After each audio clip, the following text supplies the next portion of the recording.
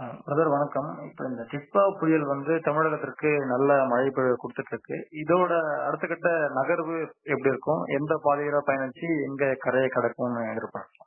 குறிப்பா பார்த்தோம்னா தெற்கு இலங்கை மற்றும் அதனை ஒட்டிய தென்மேற்கு வங்கக்கடலில் உருவான காற்றழுத்த தாழ்வு பகுதி படிப்படியாக வலுவடைந்து டிட்வா புயலாக மாறியது. இந்த புயலின் காரணமாக கடந்த 2 நாட்கள் வரலாறு காணாத பெருமழையை இலங்கையின் பெரும்பாலான பகுதிகள் சந்தித்தது.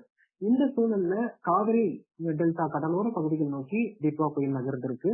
குறிப்பா 40 மணி நேர இலங்கையின் நிலப்பரப்பின் ஊடுருவலிலிருந்து விலகி இன்று முற்பகல் நேரத்துல முழுமையாக கடல் பகுதிக்கு வருகை தந்திருக்கு டிட்வா புயல்.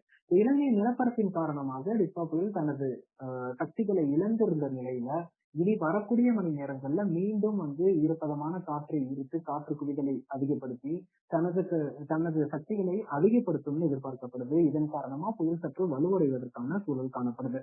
இந்த டிட்வா புயலின் தாக்கத்தினால நேற்று நவம்பர் 28ஆம் தேதி மாலை முதலே காவிரி டெல்டா மாவட்டங்கள்ல மழை தொடங்கியிருக்கு.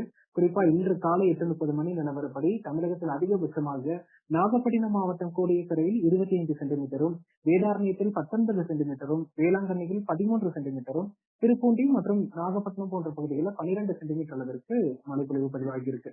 இந்த சூழல்ல டிட்வா புயல் தற்போது பார்த்தோம்னா நமக்கு நாகப்பட்டினத்திற்கு தெற்கே தென்கிழக்கே கிட்டத்தட்ட 130 கிலோமீட்டர் தொலைவிலும், அதே போல காரைக்காலுக்கு தெற்கே தென்கிழக்கே 140 கிலோமீட்டர் தொலைவிலும் மையம் கொண்டிருக்கு.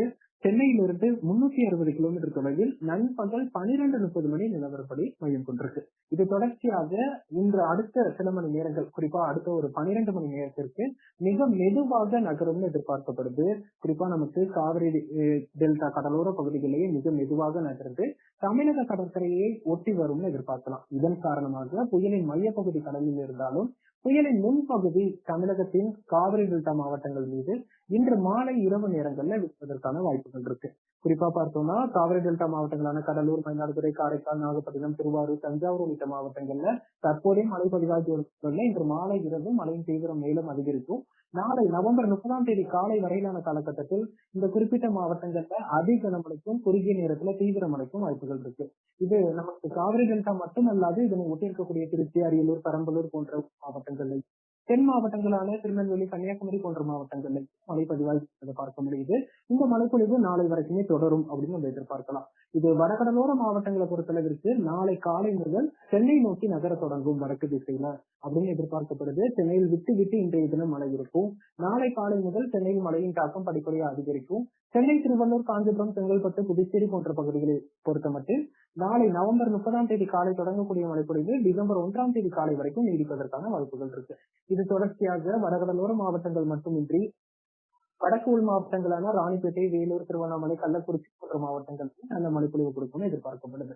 ஒட்டுமொத்தமாக காற்று பாதிப்பின்றி தமிழகத்தின் பெரும்பாலான பகுதிகளுக்கு மழைப்பொழிவு கொடுக்கக்கூடியதாக டிட்வா புயல் அமைய இருக்கு. அடுத்த 24 மணி நேரத்திற்கு காவிரி டெல்டா மாவட்ட மக்கள் சற்று எச்சரிக்கையா இருக்க வேண்டும். அதனைத் தொடர்ந்து புயலின் நகர்வு சென்னை நோக்கி திரும்பும் எதிர்பார்க்கப்படுது. இதுதான் தற்போதைய நிலையில நண்பகல் நவம்பர் 29ஆம் தேதி நண்பகல் 12:30 மணி டிட்வா புயலின் நிலவரம். தங்களுடைய விரிவான வருகைக்கு நன்றி. செய்திகளை உடனுக்குடனும் துல்லியமாகவும் தெரிந்து கொள்ள சப்ஸ்கிரைப் பண்ணுங்க.